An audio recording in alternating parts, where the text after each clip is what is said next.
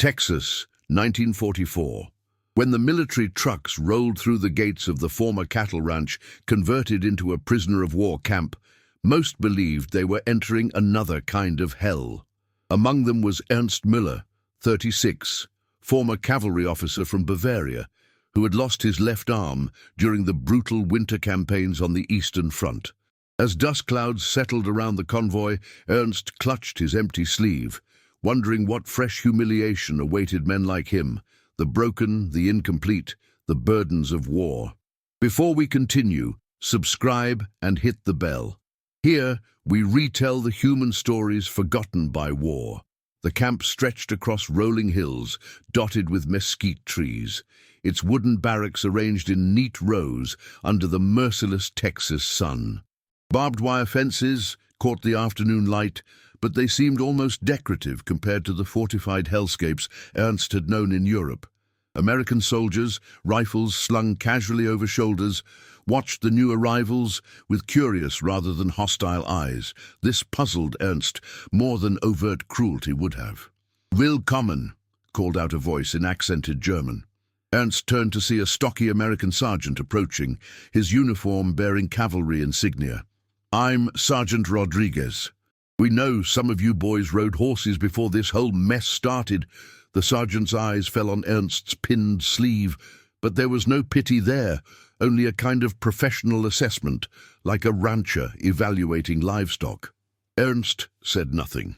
In the prison camps he'd heard about, disability meant death. Here in Texas, he couldn't read the game yet.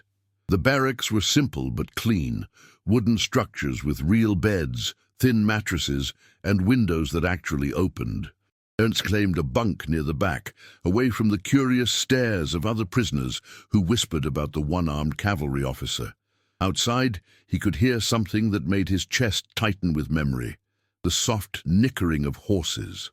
That first evening, as prairie winds carried the scent of hay and leather through the camp, Ernst stood at his barrack window, staring at the distant corrals. Dozens of horses moved in the golden light, quarter horses, mustangs, and sturdy ranch stock. For the first time since losing his arm, he felt something stir that wasn't quite despair. A fellow prisoner, Klaus, joined him at the window. "They say the Americans want us to work the ranch," he whispered. "Cattle, crops, maybe even—" He gestured toward the horses. Ernst touched his empty sleeve. "Not men like me." But Klaus was studying the American guards who moved between the corrals with easy familiarity. "I don't know," he murmured. "These cowboys, they're different." The next morning brought revelations that challenged everything Ernst thought he knew about captivity.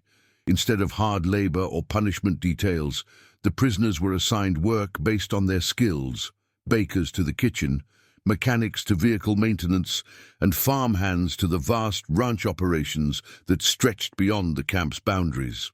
Sergeant Rodriguez found Ernst sitting alone at breakfast, mechanically eating with his one good hand, while other prisoners chattered about their new assignments. "Müller," the sergeant said, settling his considerable bulk onto the bench across from Ernst. "I've been reading your file." Ernst tensed. Military files meant classifications, medical examinations, decisions about usefulness. In the Reich, his file would have marked him for disposal. "Says here you rode cavalry for 8 years before the war, competed in show jumping, trained young horses." Rodriguez leaned forward. "Lost the arm at Stalingrad, but you're still breathing, so something in you didn't quit." "I cannot ride anymore," Ernst said quietly in his careful English. "One arm, you understand?" Rodriguez chuckled, a sound without mockery. "Son, I've seen cowboys with worse ride better than most Sunday church riders. Question isn't whether you can, it's whether you want to." That afternoon, against his better judgment, Ernst found himself following Rodriguez to the corrals. The American led him to where a gentle-eyed mare stood tied to a fence post. Her name was Dakota, Rodriguez explained, and she'd been trained for beginners and nervous riders. "Just get acquainted," Rodriguez said. "No pressure." Ernst approached slowly, his remaining hand extended. Dakota sniffed his palm, then nuzzled against his shoulder where his left arm should have been. The horse showed no fear or confusion at his altered silhouette. She simply accepted him as he was. For 20 minutes, Ernst stood beside Dakota, stroking her neck and breathing in the familiar scent of horse and leather. Other prisoners working nearby cast glances his way, some sympathetic, others curious. But Ernst barely noticed them. For the first time in 2 years, he felt complete. "Tomorrow," Rodriguez said as they walked back to the barracks, "we'll see about getting you back in a saddle." Ernst wanted to protest, to explain about balance and control and the impossibility of managing reins with one hand. Instead, he found himself nodding. "Now tell us in the comments where you're watching from and what moment of the day this story found you. It's curious to know how far these human memories travel." Ernst barely slept that night. He lay on his narrow bunk, staring at the ceiling while other prisoners snored around him, his mind racing through the mechanics of riding one-handed. Every scenario ended in failure, falling, embarrassment or worse, injury to the horse. But morning brought surprises that would reshape his understanding of American ingenuity. Sergeant Rodriguez appeared after breakfast with a different energy, almost excited. "Got some folks I want you to meet," he said, leading Ernst toward a workshop area behind the main corrals. Inside the shed, 3 men worked around a saddle mounted on a wooden frame. Ernst recognized the setup immediately. It was how cavalry units modified equipment in the field, but these modifications were unlike anything he'd seen. "Ernst Müller," Rodriguez announced. "Meet Corporal Jackson, our leather worker, Pete Williams, civilian ranch foreman, and Doc Henderson from the base medical unit." Jackson, a wiry man with permanently stained fingers, looked up from his work. "Sergeant Rodriguez told us about your situation. We've been thinking about how to adapt a saddle for one-handed riding." Ernst approached cautiously. The saddle had been transformed with additional straps, a modified horn, and what appeared to be a specialized rein system.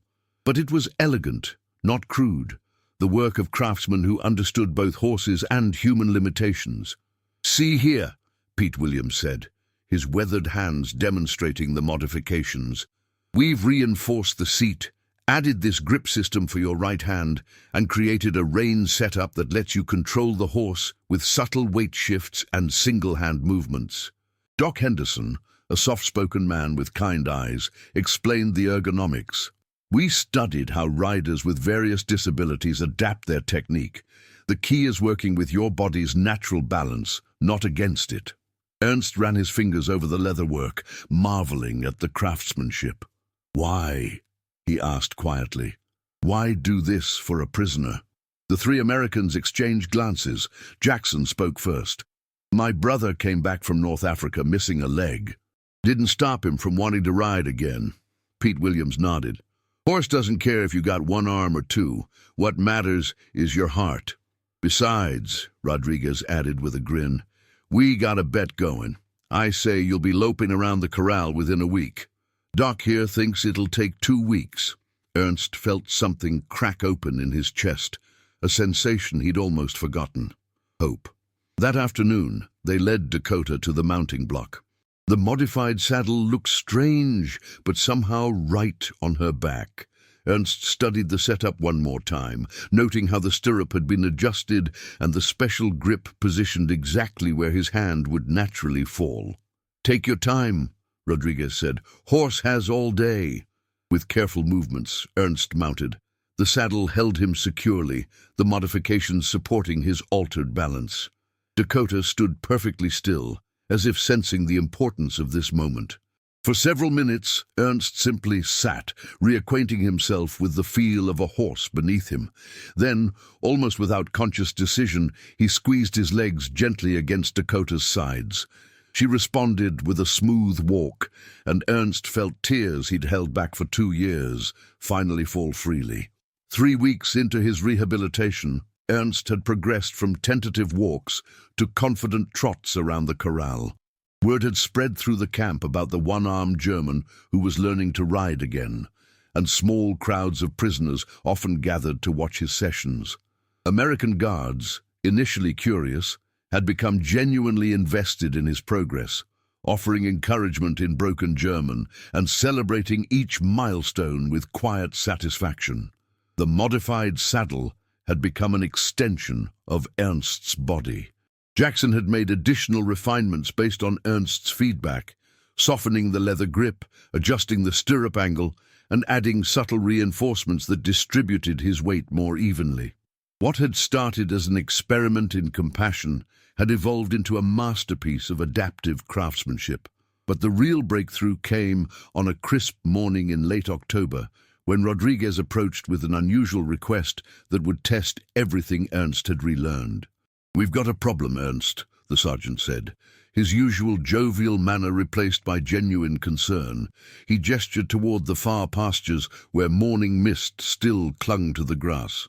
"Young Colt got himself separated from the herd during yesterday's storm. He's out there scared and alone, and our regular hands are all busy with the cattle drive that's heading out this morning." Ernst followed Rodriguez's gaze to where a paint colt stood isolated in a distant field, clearly agitated and calling for his mother with increasingly desperate whinnies.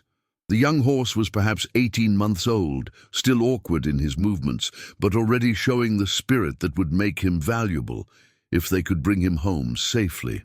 "You want me to help bring him in?" Ernst asked, though something in Rodriguez's expression suggested more than simple assistance. "I want you to take the lead," Rodriguez replied, his words carrying weight that made Ernst's breath catch. "Dakota knows that colt. She helped raise him when his mama was sick last spring. And frankly, you've got the gentlest hands I've seen on a horse in years. These boys," he gestured to the American ranch hands preparing for the cattle drive, "they're good with cattle, but horses need a different touch." The trust implicit in the request stunned Ernst into silence. This wasn't therapy anymore, wasn't charity or rehabilitation. This was real ranch work, responsibility for valuable livestock, confidence in his abilities as a horseman. In the Third Reich, a disabled soldier would never be trusted with such a task, would more likely be seen as a burden to be eliminated rather than a resource to be utilized. Ernst felt the familiar weight of expectation, but this time it came without the crushing fear of failure that had haunted his military service. These Americans had seen him fall and get back up, had watched him struggle with the modified equipment, had witnessed his gradual return to competence. Their faith was earned, not assumed. "What about the storm damage?" Ernst asked, studying the terrain. "Are the fences intact?" Pete Williams, who had been standing nearby listening to the conversation, stepped forward with a weathered map of the ranch. "Got 3 breaks in the west fence line," he said, spreading the paper on a nearby fence post. "But the colt's not near those. Problem is, he's spooked and heading toward Devil's Canyon. That's rough country where we could lose him for good." Ernst studied the map, his tactical mind automatically assessing terrain and approach routes. The skills that had made him an effective cavalry officer, reading ground, predicting animal behavior, planning movement, were still sharp despite everything he'd endured. "How long do we have?" he asked. "Storms moving back in this afternoon?" Rodriguez replied, squinting at the horizon where dark clouds were building. "If we don't get him before then, he could panic and run into country where even experienced hands would have trouble following." Ernst nodded slowly, feeling the familiar pre-mission clarity settling over him. But this time, instead of preparing for battle, he was preparing to save a life. The irony wasn't lost on him. A German soldier, disabled in service to a regime that valued only strength and perfection, now trusted by his former enemies to accomplish what their own healthy, experienced men couldn't. "I'll need rope," Ernst said, his voice steady with decision. "And maybe Klaus. He worked with horses in Austria before the war." "Already thought of that," Rodriguez grinned, some of his usual humor returning. "Klaus is saddling up Ranger right now. Figured you might want backup." Ernst saddled Dakota himself, his movements now efficient and confident despite having only one hand. The modified equipment had become second nature, an extension of his will rather than a limitation to overcome. Several American soldiers and German prisoners gathered to watch as he prepared for what everyone understood was a significant test. Klaus appeared astride Ranger, a sturdy bay gelding known for his calm temperament. The Austrian prisoner had been following Ernst's rehabilitation with quiet interest, and Ernst was grateful for his steady presence. Unlike some of the other prisoners who viewed Ernst's relationship with their captors with suspicion, Klaus understood the simple human need to be useful again. "Ready?" Ernst asked in German, adjusting his grip on the specialized reins.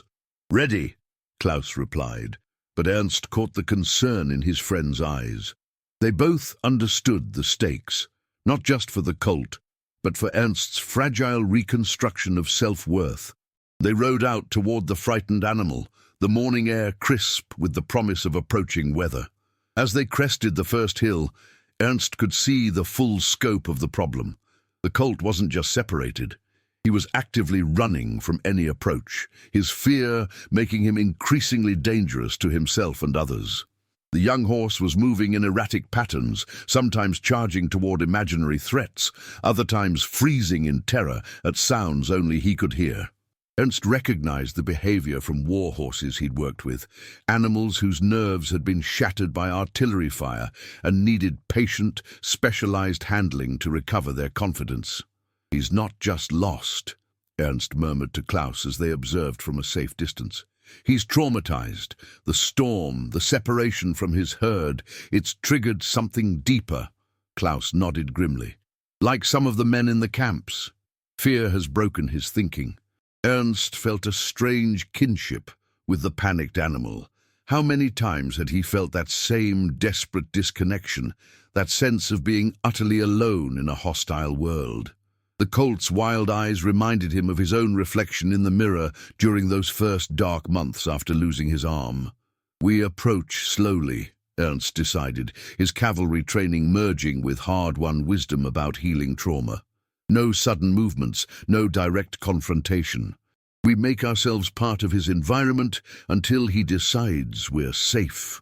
For the next hour, Ernst and Klaus worked with infinite patience, gradually positioning themselves to influence the colt's movements without triggering his flight response. Ernst's single hand controlled the reins with subtle movements, while his seat and legs communicated direction to Dakota, who seemed to understand the delicate nature of their mission. The breakthrough came when Ernst began speaking to the frightened colt in the soft German tones he'd once used with nervous cavalry mounts. "Ruhig, kleiner Freund," he murmured across the distance. "Easy, little friend. No one here will hurt you." Something in his voice, perhaps the gentleness born of his own suffering, perhaps the genuine understanding of fear, reached the young horse. The colt's ears swiveled toward Ernst, and for the first time that morning, he stood still for more than a few seconds. Dakota, sensing Ernst's confidence and the subtle shift in the situation, moved with the fluid grace of an experienced cowhorse. They positioned themselves between the colt and the open range, gently pressuring the young animal toward the home pastures without triggering his panic response. It took nearly 2 hours of patient work, with Klaus providing steady backup and Ernst serving as the primary communicator with the frightened animal. Gradually, almost imperceptibly, the colt began responding to their gentle guidance. His wild eyes calmed, his movements became less erratic, and eventually he began moving in the direction they wanted. As they crested the hill overlooking the camp, Ernst saw the gathered crowd of watchers. American soldiers and German prisoners stood together at the fence line, united in their investment in this small drama. When they saw the 3 riders approaching with the rescued colt following calmly behind, a cheer went up that transcended nationality and circumstance. Sergeant Rodriguez was waiting at the gate, his face split by an enormous grin. "Damn fine work, Ernst," he called out as they approached. "That colt's worth more than my monthly pay, and you brought him home without a scratch." But Ernst barely heard the praise. His attention was focused on the young horse, who had found his confidence again and was eagerly searching for his herdmates. The transformation from panicked flight to calm purpose reminded Ernst of his own journey over the past months. That evening, Pete Williams found Ernst in the corral, cooling down Dakota after their successful mission. Several other prisoners and American soldiers had gathered around, eager to hear details of the rescue, but Ernst was characteristically modest about his achievement. "Son," the old rancher said, waiting until the crowd had dispersed before approaching, "I've been working with horses for 40 years, and I've never seen prettier one-handed riding. More than that, I've never seen a man read a frightened animal the way you did today. You've got a rare gift." Ernst looked down at his empty sleeve, then at Dakota's gentle eyes. "I thought the gift was gone," he admitted. "When I lost my arm, I thought everything I was good at had died with it." "Gift like that doesn't come from having 2 arms," Williams replied, his weathered face serious. "Comes from understanding fear and pain and how to work through them.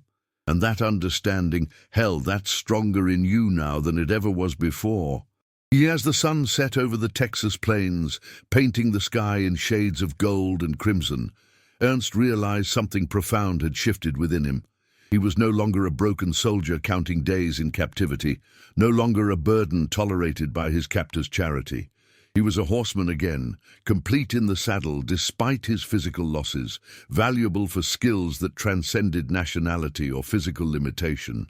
The rescued colt had rejoined his herd and was grazing peacefully in the home pasture, his morning's terror already fading into memory. Ernst watched him through the corral fence, seeing in the young horse's recovery a reflection of his own unexpected healing. Later that night, he wrote his first real letter home to his wife Maria in war-torn Bavaria. "Liebste Maria, today I rode again. Not as the man who left you, but perhaps as someone better.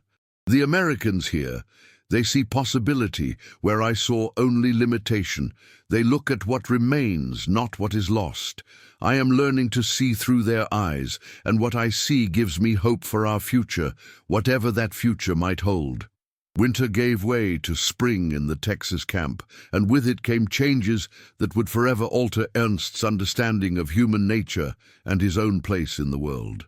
His reputation as a horseman had spread far beyond the camp boundaries, carried by ranch hands who worked both inside and outside the wire, by medical personnel who had witnessed his rehabilitation, and by the simple power of a good story in a region that valued skill above politics.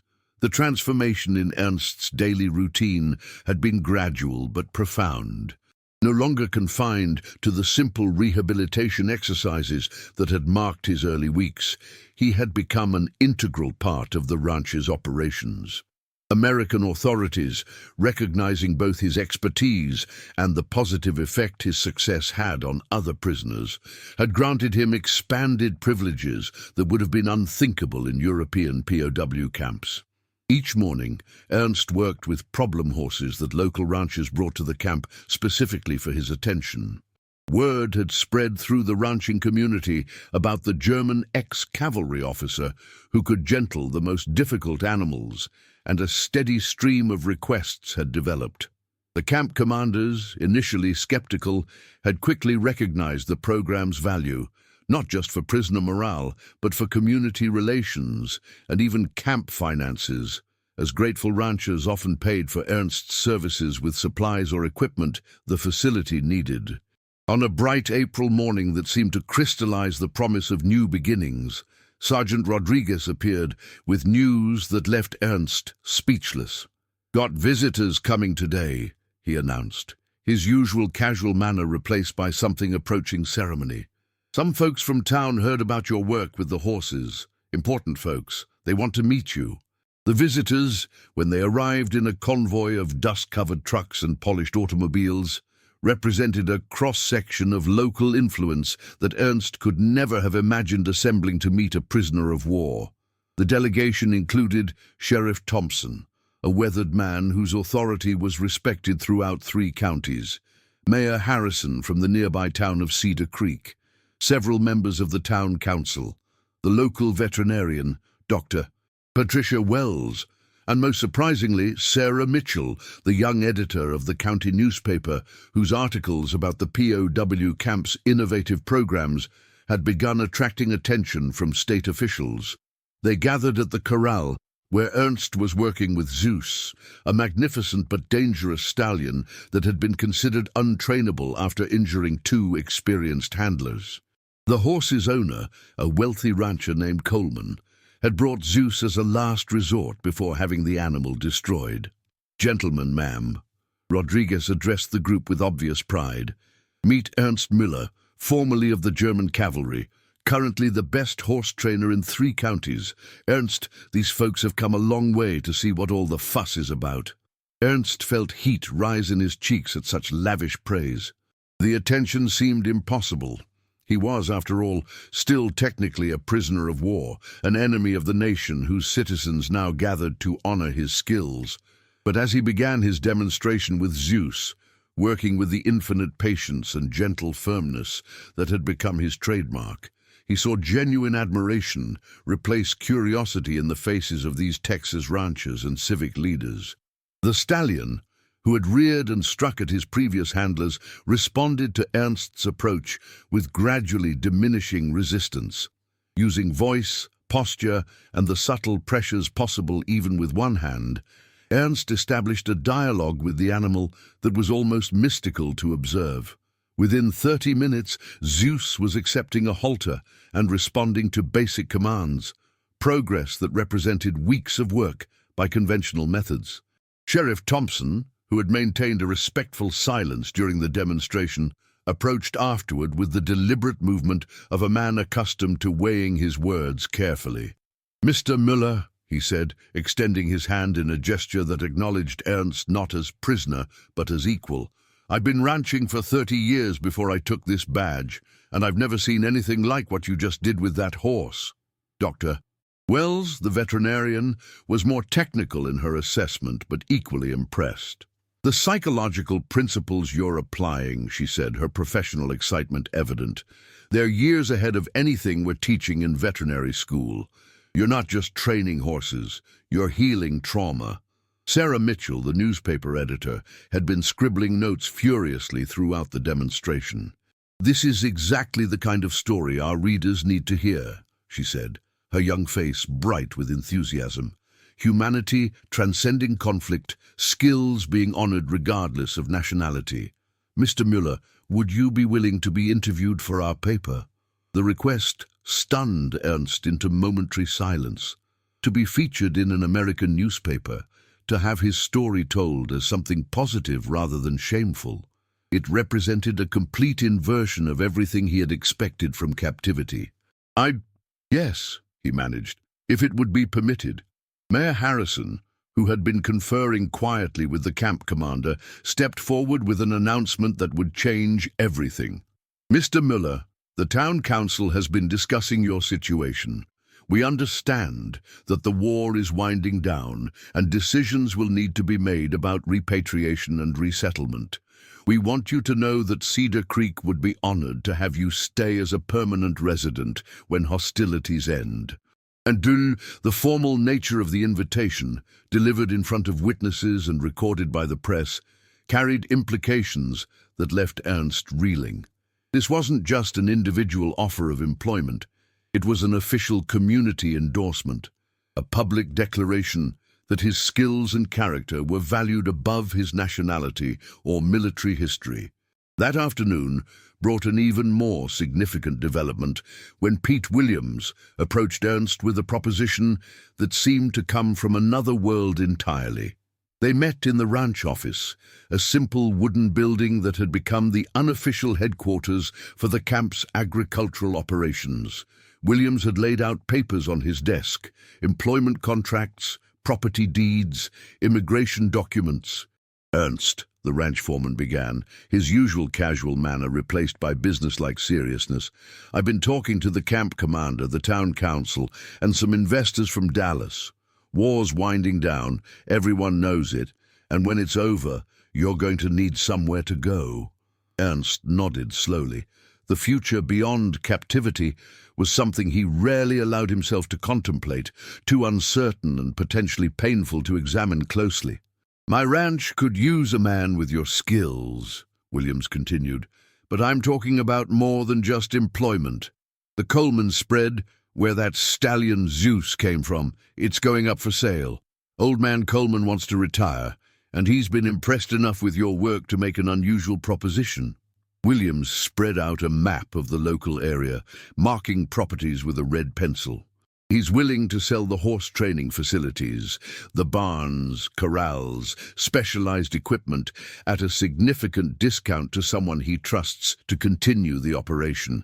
We're talking about roughly 200 acres, prime grazing land, with facilities that would cost a fortune to build new. The magnitude of the offer struck Ernst like a physical blow. To own land in America, to build a business among former enemies who had become friends, to establish a permanent life in this place that had given him back his purpose, it was beyond his wildest imagination. "What about my wife?" Ernst asked quietly, his voice tight with emotion. "My family in Germany. Bavaria will be in ruins when this war ends." "Bring them," Williams replied simply, as if the logistical and legal complexities involved were mere details. "Texas got room for good people, no matter where they come from. Sarah Mitchell tells me her newspaper's been in contact with organizations that help war refugees resettle. They can facilitate the paperwork, help with transportation." Ernst stared at the document spread before him, contracts and deeds and immigration papers that represented not just a job, but a complete transformation of identity from prisoner to citizen, from broken soldier to respected businessman. "The communities behind this," Williams added. "Today's visit wasn't just curiosity. The town council, the sheriff, the local ranchers, they've been planning this for weeks. They see what you've accomplished here, and they want to make sure that talent doesn't disappear when the war ends." That evening, as Ernst sat in his bunk, writing what would be his most important letter to Maria, he reflected on the impossible journey from despair to hope, from captivity to opportunity. The modified saddle still hung in the tack room, but it had become more than adaptive equipment. It was a symbol of human ingenuity applied to human need, of compassion crossing battle lines, of the possibility that even the most devastating losses could be transformed into unexpected strengths. Klaus, his bunkmate, noticed Ernst's thoughtful mood as he worked on the lengthy letter that would propose an unimaginable future to his wife. "You're really considering staying, aren't you?" Klaus asked, his voice carrying a mixture of amazement and something that might have been envy. Ernst looked up from his writing, seeing in Klaus's expression the same wonder he felt at his own transformation. "They made me whole again," he said simply. "Not my arm. That's gone forever, and I've accepted that. But they made me see that I could still be useful, still be valued for what I can do, rather than diminished by what I've lost." He gestured toward the window, beyond which the Texas night stretched under a canopy of stars, brighter than any he remembered from his youth in Bavaria. "In Germany, I would always be the broken cavalry officer, the reminder of defeat and loss. Here, I'm just a man who's good with horses. Which identity would you choose?" Klaus was quiet for a long moment, contemplating his own uncertain future. "And Maria, she'll come to this place so far from everything she's known." Ernst smiled, remembering his wife's courage during the dark early years of their marriage, her steady faith in possibilities he couldn't see. "Maria always said I was at my best when I was working with horses. She's never seen me truly happy in any other life. If I can give her that, if I can give us both that, she'll come." Outside, night sounds drifted across the camp, the soft nickering of horses settling for sleep, the distant call of a coyote, the gentle conversations of men finding peace after war. Ernst realized that somewhere along the way, this Texas prison camp had become something he'd never expected to find again. Home. The letter to Maria, when he finally finished it near midnight, filled 6 pages with descriptions of possibility, with plans for a future that seemed to belong in someone else's dream. But as he sealed the envelope, Ernst felt the deep certainty that comes with recognizing one's true path. The boy who had left Bavaria as a cavalry officer was gone forever, lost in the ruins of a war that had consumed everything he thought he understood about the world. But the man who would emerge from this Texas camp, that man had the chance to build something better from the ashes of what had been destroyed. If this story moved you, leave a like. It helps Ernst's story reach more people, and remember what war tried to erase: humanity. Subscribe to the channel, leave a like, and tell us in the comments which part touched you most. Because sometimes peace begins when we retell the past with empathy.